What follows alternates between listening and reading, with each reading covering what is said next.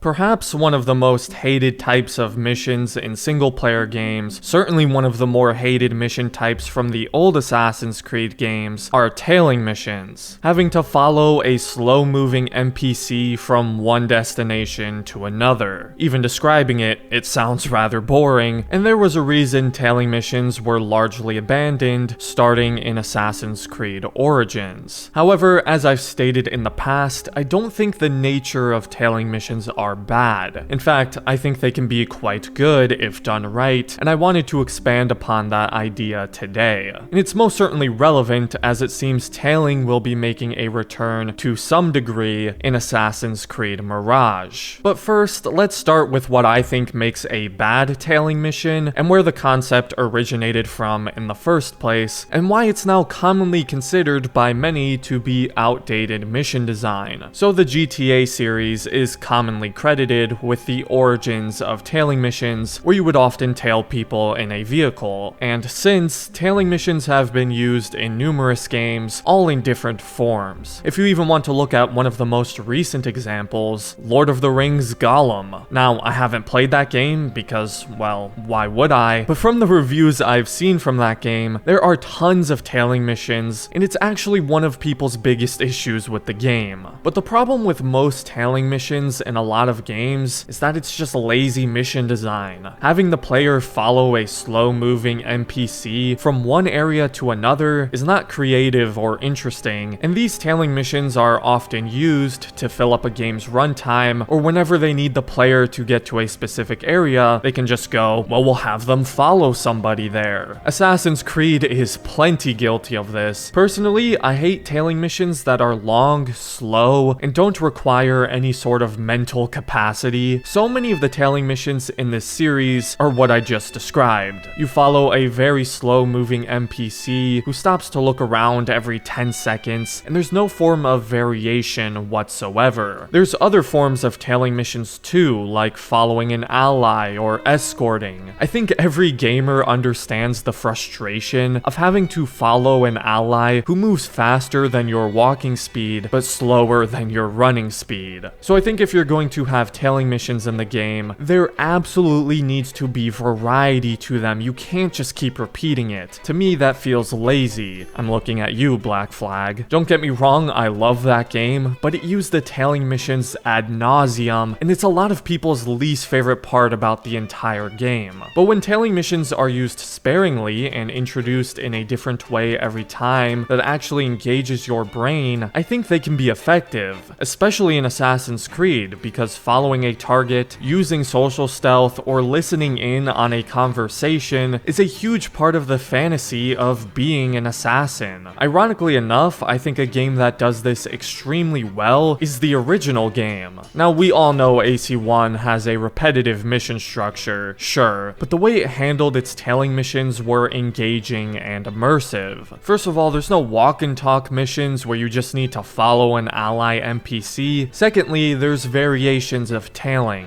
It's not simply to follow a slow target to a destination. No, there's pickpocketing, interrogating, and even a couple chase sequences. But there's various things I like about these investigation missions. First of all, they actually advance the plot. You're doing these investigations to gather information on your target so you can kill them, so these missions feel important. Then you have to carefully stalk your target like an animal hunting its prey. In the case of the interrogation missions, you need to wait until the target moves into a secluded area so you can interrogate him without being seen. However, there's often guards or people in the way, and you have multiple options to get to said target. Use social stealth or parkour and get onto the buildings above. Not only does it give you options and the freedom to attack this kind of mission how you want to, but it engages your brain. You're not simply following a target, there are other things to keep in mind. How can I get the target into a secluded area? How do I get past the guards without being seen? Then you actually have to win the fight against the target, all without anyone spotting you. It can at times be challenging and therefore far more rewarding when you pull it off successfully. It enhances the assassin experience. Another small thing I really like about these missions is the camera lock-on. When you lock onto your target, it zooms in and focuses on him. It brings you closer to the action and makes it immersive. immersive. The first Assassin's Creed is one of the only games in the series where I actually felt like a badass assassin during a tailing mission. In a lot of the other games, I'm about ready to fall asleep. Now, it's still not perfect in AC1. The missions in scope are often small, and the target you're tailing is on a set route that they'll just repeat over and over if you fail the first time. But tailing missions that inject some form of variety and give the player the power of choice in how they complete it, I think is key to making a good tailing mission, at least in the Assassin's Creed series. Having to use social stealth or parkour across rooftops to follow my target is fun for me. Just make it engage the player's brain, give them freedom and multiple ways to do it, and most importantly, don't make it too long and slow. A lot of these tailing missions in the old games would be far more tolerable if the NPCs had like a 50% movement increase and didn't stop every 3 seconds to check what's behind them. It also needs to further the plot, which I feel is necessary for game design in general. If the tailing mission doesn't feel important and it feels like filler, which they often can, you're just gonna lose the player's engagement. I can't tell you how many times I've zoned out while doing a tailing mission in some of these games. But I do think tailing has a place in Assassin's Creed, and it even makes sense realistically why these assassins would tail people. These games obviously take place in the past, where one of the best ways to find an area or a target was to follow somebody you know is connected to said place or person. Logically, it makes sense that these assassins would do this. I don't even mind the eavesdropping missions that much, but again, just don't make them repetitive and let players utilize social stealth within the mission. Someone on Reddit by the name of Nastav13 made a little spreadsheet of the amount of tailing missions in each game that I found very interesting. Surprisingly, AC2 and 3 had the most of the series. But the reason I think people don't notice them as much is because they often have variety and are used in different forms. Although in AC3, a large majority of them are following allies. Whereas in Black Flag, it's following an enemy, whether it's on land or even sea, and those missions last so long. So much of the opening hours of Black Flag are tailing missions. There might be a couple fun ones in there, but they're lost amongst the dozens of other boring ones. And on the flip side, Unity and Rogue have the least amount of tailing in the series, which I'm actually not surprised by. Rogue is admittedly a shorter game, so that's probably part of it, but it also just doesn't rely on tailing to constantly get the player to where they need to be. I even made a note of how much I like Rogue's mission design in one of my previous videos. Flashback.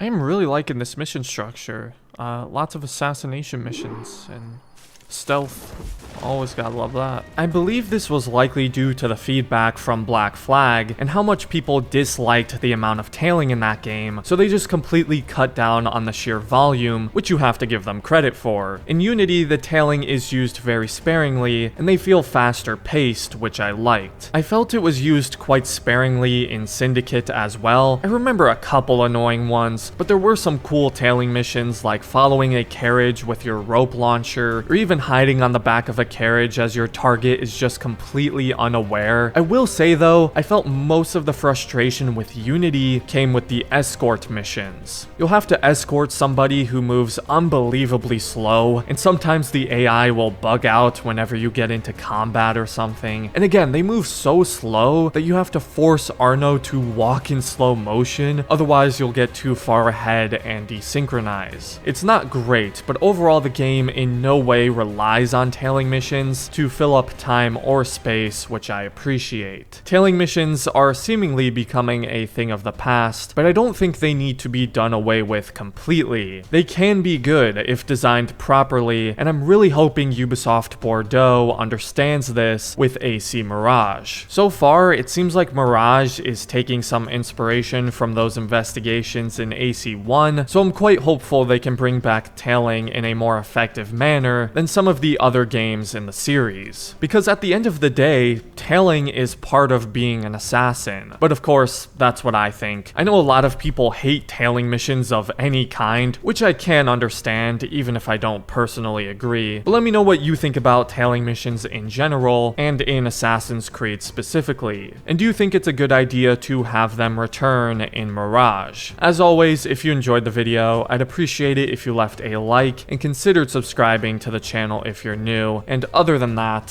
thanks for watching, and have a great rest of your day, Assassins.